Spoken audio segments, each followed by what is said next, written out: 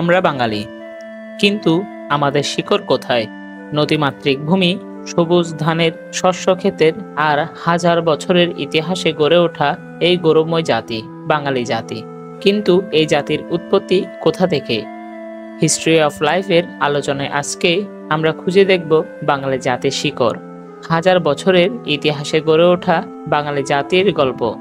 বাংলার মাতৃভূমিতে প্রাচীনকাল থেকে বসবাস করত নানা জাতিগোষ্ঠী, অস্ট্রিক, দ্রাবিড়, আর্য আর তীব্র চীনের মানুষ।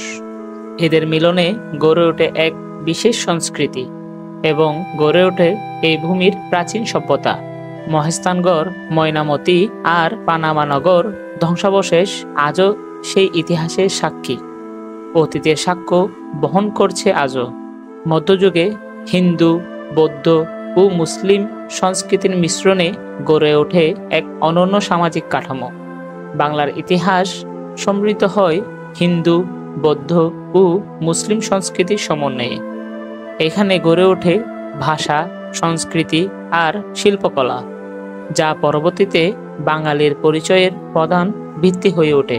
মোগল শাসনামলে বাংলার অর্থনীতি হয় বিশ্বের অন্যতম শক্তিশালী।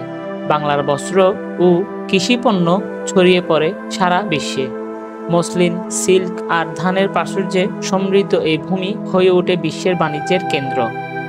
কিন্তু ব্রিটিশ শাসন বাঙালি সমৃদ্ধকে শোষণের শৃঙ্খলে বেঁধে ফেলে। তবুও এই সময়ে নবজাগরণের সূচনা হয়।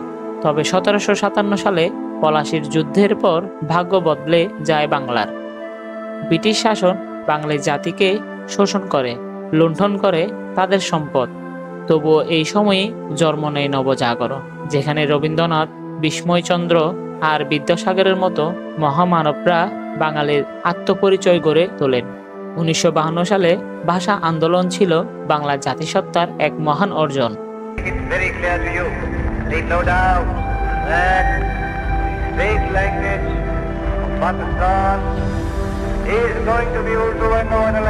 মাতৃভাষার জন্য রক্ত দিয়ে শহীদ হন সালাম, রফিক, বরকত, জব্বার।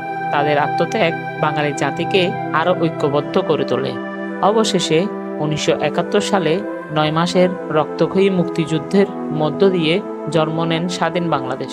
আর এর মধ্যে পূর্ণতা পায় হাজার বছরের সেই জাতিসত্তা। আমরা বাঙালি।